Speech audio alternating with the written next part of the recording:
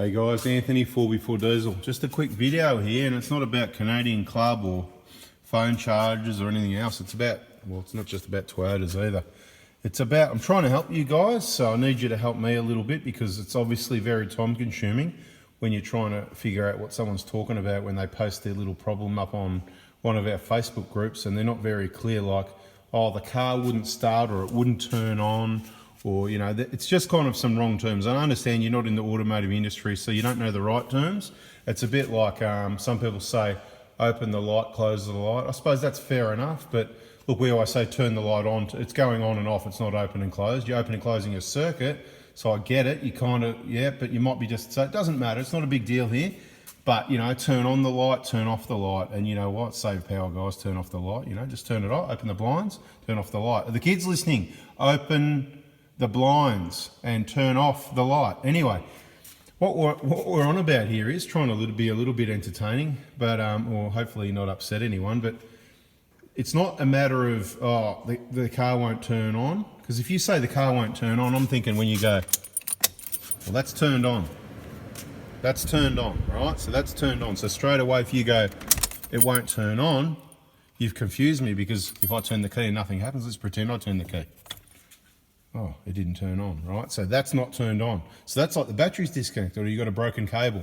So what I'm trying to get at here, you need to describe your problem clearly for me or anybody else to help you, because if you haven't been clear, so the first thing you need on our Facebook groups, have yourself a photo. If you can, 2, 3 or 4 is a good number. Photos of the problem. So the vehicle, the engine, so we know what engine it is, maybe the transmission if that's related. You can have a picture of the dashboard like this so we know it's a Hilux. You can have a picture under the engine bay. But these are the terms that you need to use. So if your engine won't start, so that's what it is, it's starting an engine. Okay, so that's why it probably even says it here. Look, see, it's got lock, accessories, on, and start. Right, now, there you go. And that's been the same for decades. So take notice, lock, right? That's lock as in that position. Your steering's going to, I'm not going to, you know, lock it, but you turn your steering, it's going to be steering locked. Accessories is, you know, your radio comes on maybe if you're lucky. Well, if it's turned on, your radio will come on. There it is, right? There it is, right? There you go. Bang. You can even see the time. See, look, 6:02 p.m. There you go. What a time of the day to make a little video for everyone, hey? Right. Because that's probably, I had a look at Facebook for a few minutes before and I went, oh my God, this is, and I've got to ask all these questions and then check for replies, and I haven't got time for it, so I'm not asking questions or checking for replies anymore. The subscribers get the help. The subscribers have got the information. The subscribers are best educated. The subscribers, if I can say it again, get the help, the free help. So subscribe, turn the bell on and hit the like button now. So the first situation we've got here is lock, then we've got accessories, then we've got on. And in this case, we've got the fan blowing because, you know, it's a hot day and aircon and all that, right? Right now we're draining the battery. So if you're going to have the key on, turn everything off so you don't waste power, because it is draining. Right now it's draining the battery. I'm not worried because soon I'm going to start the engine. I've got to finish this can, I better not talk too long. And we don't want to be drinking in the video, because that's a bad influence. Must have been just an empty can or something, you know, because that is not a drink holder. That is actually a sunglasses holder and a change holder, as you can see, right? Right, the silver change goes in there. I'm not telling you where I put the gold change because, you know, I know you're probably trying to come, you know, grab a couple of bucks. Anyway, so lock, accessories, on, start. So when your vehicle won't crank, now cranking, what's cranking? Oh, this is hard. I need to go disconnect something so it doesn't start. But when you turn the key to on, when you hit the key like this, the start position, hear that? That is cranking. So if you keep the key turned in the start position and it's making a noise like this, it sounds like an old Holden, doesn't it? Yeah, you want me to do it again?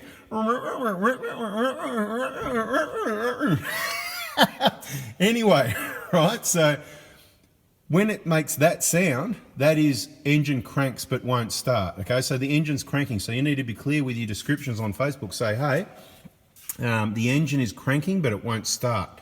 And in this video, there's going to be a lot of, you know, not just about what's cranking, crank but won't start, it's not cranking, or it's starting, or it's, you know, And we're going to go through a bit of that, but we're also going to just tell you why it's not going to start, all the few little reasons, if I don't forget. Right, now that was just an empty can, wasn't it? Yeah, that old can down there, that's right. So we got cranks, but won't start, right?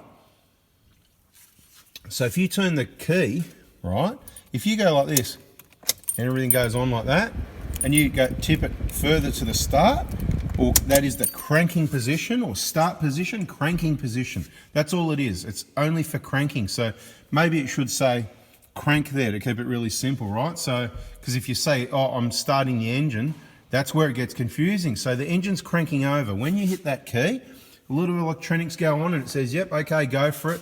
And there's a little, kind of little compared to the big engine, there's a little engine, there's a little motor, it's electric starter motor, and that kicks in and it's turning over your big engine, okay, your combustion engine, trying to get it to start. And obviously when the right amount of fuel's being sprayed in there, it's just going to start. And these always start, right, except for when there's no fuel.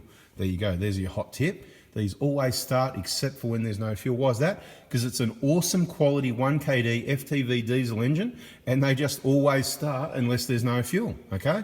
Now, there's a lot of reasons why there could be no fuel, but that's the only reason they don't start. If there's fuel there, it's going to start. Simple as that, okay? Even if it's got a cracked piston on one cylinder, it's still going to start. So we've got, it's not cranking, right? That's when you turn it to start and you're cranking and it's not cranking. It just goes click, or nothing happens. Nothing at all happens, or it goes click, click. It could be a number of things. Could be to do with your mobilizer, could be to do with your battery's dead, could be to do with your battery's still disconnected, you forgot you disconnected when you went on holidays.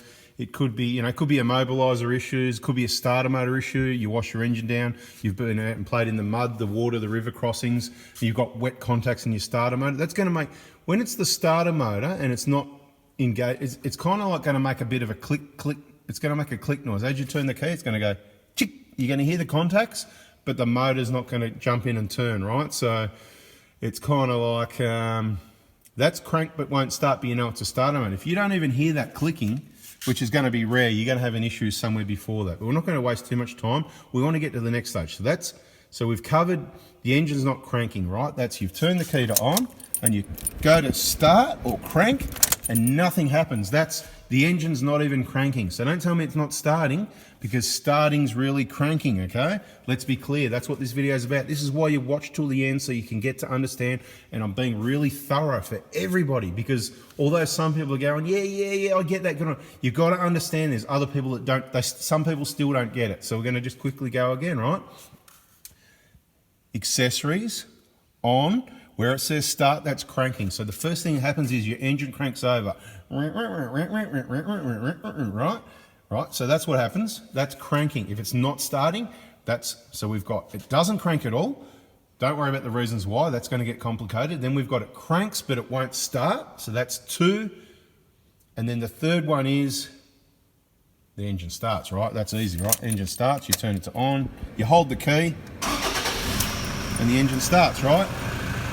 That is, the engine is running. Okay, we'll just turn it off, right? So that is the engine's running. So pretty simple. So 3 positions. We've got no crank, or we've got cranks but won't start, or we've got normal condition engine starts. Right, I need a breather. What did you say? You need a breather too. I know what you mean. Look, so they're the main things I wanted to talk about, but I hope you got a bit of other info out there, including the important stuff that if you're not subscribed, you're not watching the videos, and you're not watching to the end, you're missing out on information, you're making it hard for myself and other people to help you, and we're just going to lose interest. So if you really want, and I suppose it's only the people that are listening and already subscribed that are going to bother anyway, but look, if we snag a few more people to wise up to the wise information, then now's the time to hit that subscribe button. Okay, so what do you do? If the engine won't, I'm just going to go through all the common ones on these, on some Toyotas and the 1KDs, and the common things. These days there can be some immobilizer problems. Now you've got to be careful with these keys. These ones are pretty good, but if you don't treat them nicely, like if you've got a million keys, see there's not a lot of keys. I'm a bit guilty at times of accumulating too many keys, but you need to have a separate key ring to your car key. You got to not have heaps of keys hanging off here, because that can damage things. And if the steering lock's locked and you try and turn this and force it, it is just plastic, and you can break that, and then things get loose, and these can break apart, and chips and things and whatever, immobiliser chips can fall out, right? So you need to look after your key. Don't just put it in your pocket and sit down and bend it and stretch it and crush it.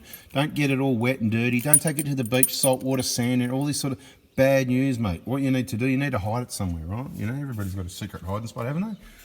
You know, I'm gonna give it away now. Well, should we? Yeah, heaps. Look, there's so many places. I'm not gonna go there, right? I won't. Okay, I won't. But you know, you figure it out, right?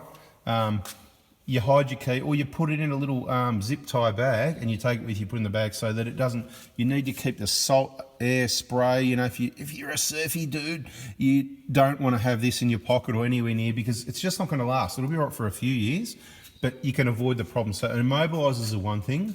Batteries are not usually a problem, because everybody knows to check and look after their battery, right? And their battery connections, of course. We're not going to waste time on batteries, and I don't like this brand of battery. It's just what was in there. But you can see the battery terminals, it'll be connected. Look, see that one? That's a good example of not good. See, it's not all the way to the bottom of the battery. I did not connect that. I was going to say that'll be connected properly, but it's not. This is something that needs to be, look at that. That is terrible, right? See, it's near the top. But I probably tested it and went, look, it's good enough for now, right? It's not going anywhere. So that's what, you don't yank on it too hard, because you will bust something. You've got to know exactly how hard to test a battery terminal, and you want to have that cover on, because you don't want to short circuit anything when you pull your dipstick out. We talked about that in other videos. But look, this one, maybe I've had this one disconnected before, I don't know. Still not all the way to the bottom, but look, you've got to make sure, right? Give it a bit of a yank, but see how it's tight? And this isn't touching here. See that? If yours is tight here and it's crushed to there and it's not all the way down, then it may be just tight here, but not tight here. Do you know what I mean? So your battery needs to be secure. That's why, you know, proper secure bracket. You need your terminal secure, and you need to keep your battery clean and dry to look after it. And these indicators, they're just a guide. They're rubbish, okay? That one says it's okay, but lucky this time, you know, they're probably accurate half the time. So that means don't look at it, right? So battery condition, right? Now, if you keep it clean, you know, your starter motor, it's down there, right? It's fairly low. You start going in muddy bog holes, you're going to get mud into the starter motor. Simple as that. And other things. You know, it's mud equals money. But I just wanted to say this is about starting. If your battery's good, then the next thing is your starter motor, mate. This is beautiful. We'll bring it back from the dead. It wasn't really dead. It was nowhere near. It just needed some catch-up maintenance. And it's bloody beautiful. Okay, so we've got crank. Okay, so if your battery's good and your starter motor's good and your mobiliser's good, I'm not going to talk about anything else, because we don't see the problems.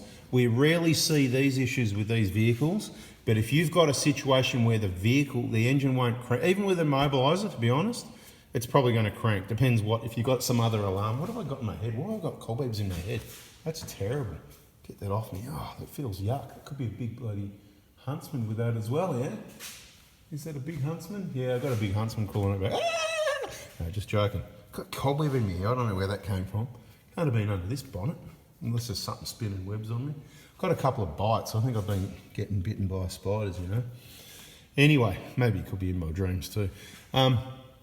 So, cranking, no problem, right? Battery's good, starter motor's good. The thing's going to crank. If it doesn't start, it hasn't got fuel. You know where the fuel goes in? It goes in at the injectors.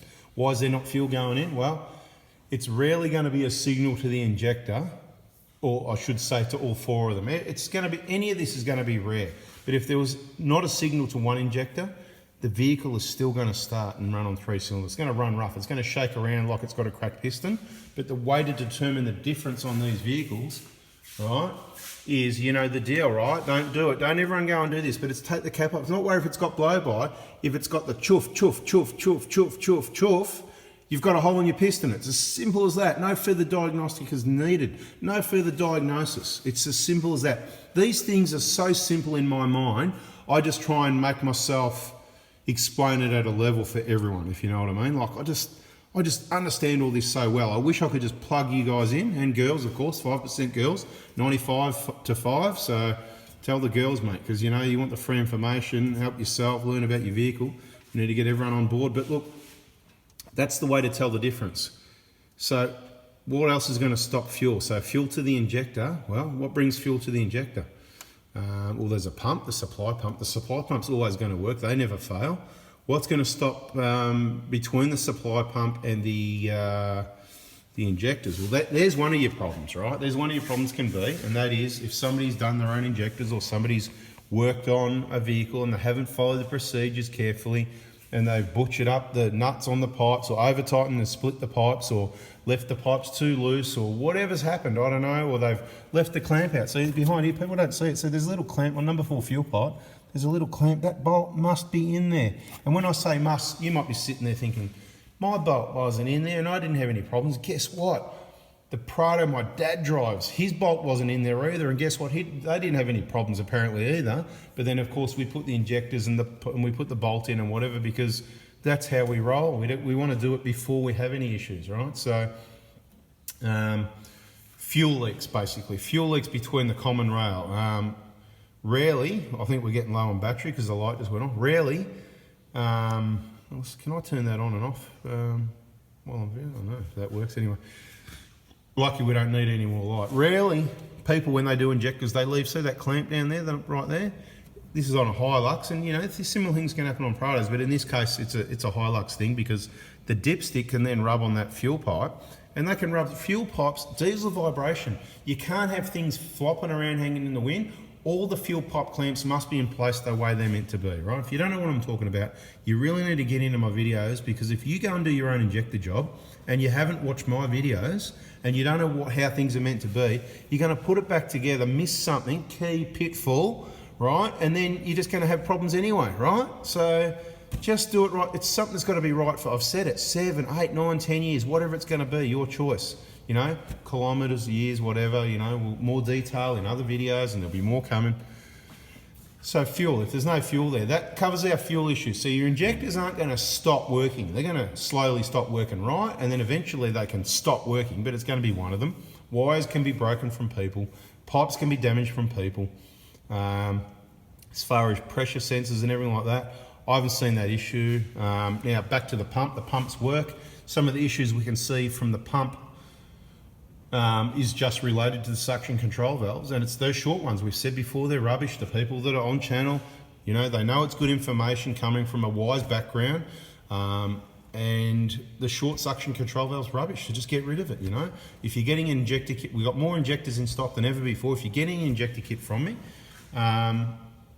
you know, if you've got an older one with a short suction control valve, then get that with the kit. Or if you can't afford it, just leave it and get it, you know, a few weeks later, a month later. It's not going to matter. It's not part of the injector job. It's just something that needs to be done. We're eliminating things here, yeah? We started at the engine, we're working our way back slowly.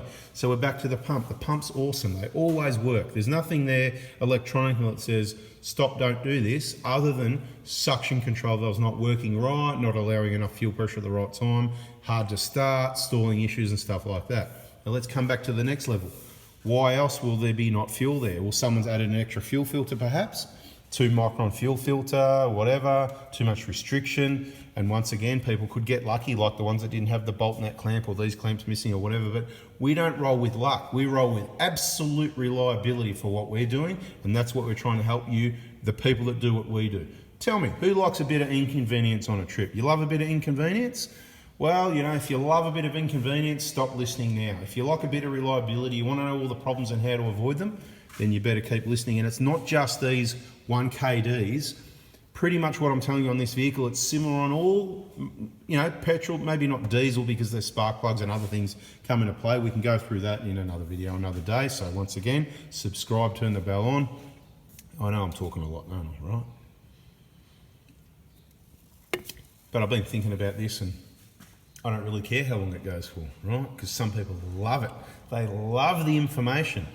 And they've pressed like, you know, if you've got this far for this video, it's 5 thumbs up in the comments, please. 5 thumbs up.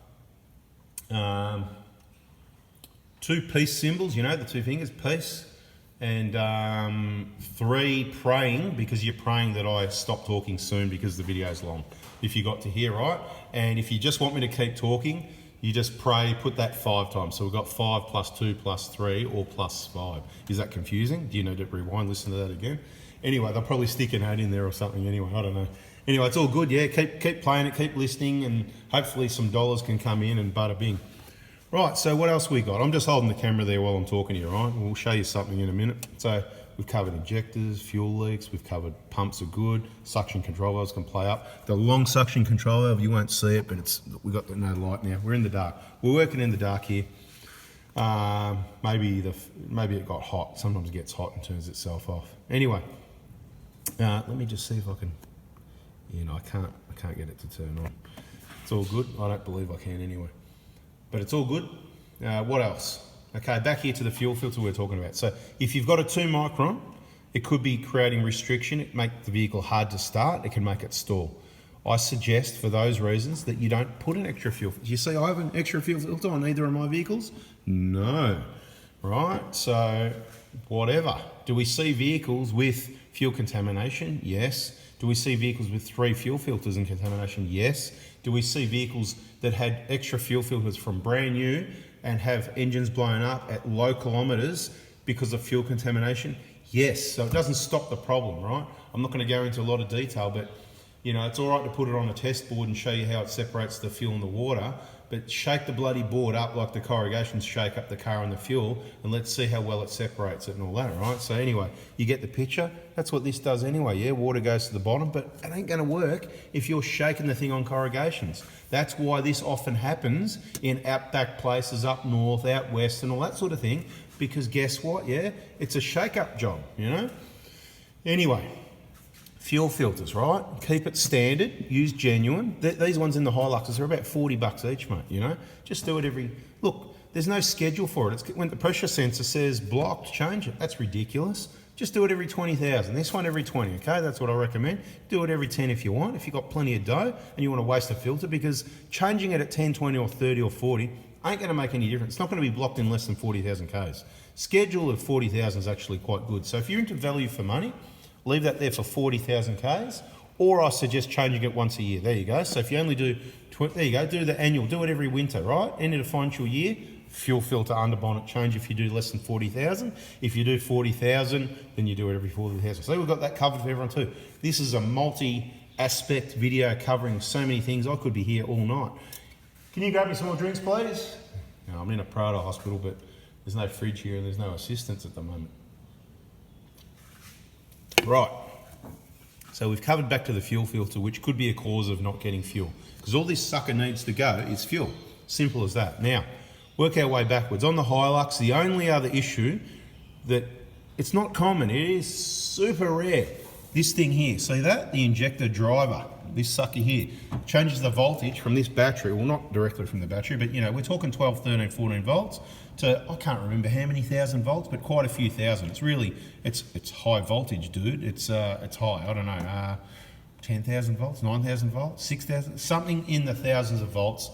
Anyway, bang, that's what fires the injectors and makes things happen so quickly. Anyway, long story short, without going into that detail, this sucker, I think if people short a battery or something like that, you can actually fry it, because people have had flat batteries and then jump started it, and then after all that happened, it turned out to be bang. But it's very rare. So don't go buying a new one of these if your car won't start. You need to diagnose it. The best way is, guess what? We love a bit of swapnostics when it's easy. Can you see how many plugs and bolts there are? Who can count? 1, 2, 3 plugs. 1, 2 bolts. Look at that. Take it out. How many Hiluxes are out on the road? Have a look around. Go and find some nice dude in a Hilux. Guess what? If you're in Australia, Oz Hilux Crew, that's where you get in these groups and you say, hey guys, my Hilux won't start. Is there anyone around Melbourne or Sydney that could lend me an injector drive to help diagnose it? I'd do the same for you one day, and surely someone's going to go, where are you, dude? Yeah, I'm coming, and you just can't park alongside. Unplug it, plug it in. Yep, it starts. Well, we've solved your problem. The bad news is I need it back. I'm out of here. Nah, I'm keeping, I'm going. See ya. Well, thanks for nothing, mate. Anyway, at least then you go and buy yourself a brand new injector driver. Bada bing. I think they're a few $100. I'm not sure. This is how common it is. I've never had to buy one. I've helped people on the phone with this issue where they've got them from the wreckers for I think a couple $100. So that would probably mean they're $300 or $400 new, but I'm not sure. You can let me know in the comments and let everybody else know. Injector driver. On the Hilux, that's it. If it doesn't start, we've covered it. We've covered how to describe what your problem is. and a lot of information towards diagnosing why it won't start. Let me think, fuel tank issues. Oh, look, I don't see or hear of that in the Hilux. Oh, but remember, it all comes back to fuel, right? So the other one can be if you're out of fuel. And the other common one, so these people, if you don't wait till the end, you lose. The common one on the Hilux is the fuel gauge. There's a problem with the fuel gauges. The cluster in the dash needs to be resoldered. We've got someone for that, so if you do have the issue, you can contact us. We'll get it booked in at the Prada Hospital, and we've got a professional guy that comes out that does that top-notch soldering. We could probably do it, but that's what his expertise is, so that's what we let him do. What generally happens is it'll show you've got a quarter of a tank left when it's empty. So if you notice, what I suggest everybody with a Hilux does, reset your trip meter when you fill up. On this vehicle with 31-inch standard size tyres, we get about 11 litres per 100 k's, which out of a 76 litre tank, I believe. Out of a 76 litre tank, that means we're going to get about 650, 660, I think they cover. Anyway, look, you're going to get about 650 if everything's normal like that. Now, it depends how you drive. If you drive, I'm talking 100, 110 plus speed zones up and down the highway, about 11. If you drive around slower, you're going to get better. You can get 10 or better, of course. If you do a lot of cold starts, short trips, you're going to get around the 11 or something again because of the, But if you've got big tyres and things aren't working right, you're going to get 12s and 13s and 14s and 15s and 16s, 17, 18, 19, 20 and hook your trailer on and all that, right? So you're going to get all that as well. But a normal working Hilux highway speed, because it's just a little 4-cylinder, remember? So on the highway speed, that's working a bit at 110. If I drive at 90 Ks, it's probably going to get a lot better. So if you run out of fuel, it's not coming through, well, guess what? Remember what we said, no fuel. So this is an encyclopedia of why cars won't start, diesels or Hiluxes. And when you come to here and go, see how that's hard straight away? It's just, you're going to be pumping for a while. And so if you have to pump it up and you've got nothing else here like that, you're going to be going, well, yeah, I'm out of fuel. And you're going to get to that's why you have RAC whatever, RACV, RACQ, NRMA, whatever level you want depending how far you're travelling from home. I always say, if you're going more than 100 Ks from home, any sort of distance travelling, thousands of Ks, you need the top level of cover. That's what we have, right? 200 and whatever dollars it is a year, covers you for long distance towing and this and that. A lot of people think you don't get covered if you're more than, look, it's awesome, okay? Worry about what you're covered with and what you're not when it happens, but you'll thank me when it happens and go, mate, I'm glad I got that because, hey, RAC, where's my commission, mate? Hook me up. Yeah, not going to happen, is it? So that's what you do. All you need to do is they'll bring fuel, right? They can put 5 litres in. They bring 5 litres. They might bring a bit more of fuel further. It's a waste of time them coming again, right? So they might put in 10, 15. Get you out of trouble. It's cheaper than a tow truck, right? 20 litre jerry can, in she goes. You're going to pump it up. Car's going to start. You know you've got 20 litres, so you know you've got about 150 Ks safe, right? Get to the fuel, fill it up. But the point is, if you towed, say you were 5 Ks from a servo, you got a tow, whatever, you got to the servo and you filled it up, it's going to take 76 litres or whatever, and you're going to go, hang on a minute, how does that work? Because it's only well, there you go, that's why you ran out of fuel. Okay, so that's the deal with the Hiluxes. And this video is now long enough, even though we could go into, there's some other common things with Prados and stuff as well, but mate, you think you've had a hard time waiting this long listening, imagine me, mate, I've got to keep talking this long. So I hope you liked it, hope you learned a lot, hope you hit the like button, and I hope if you haven't already, you subscribe, turn the bell on, just look at the comments. Everybody reckons it's the best channel. I tend to believe them because of course I do, mate. You know, you've got experience, you've got knowledge, very wise information coming across to you. Hope you like it. Bada bing, I'm out of here, got to finish this one. I think it's just about hot. Thanks for watching, guys. See ya.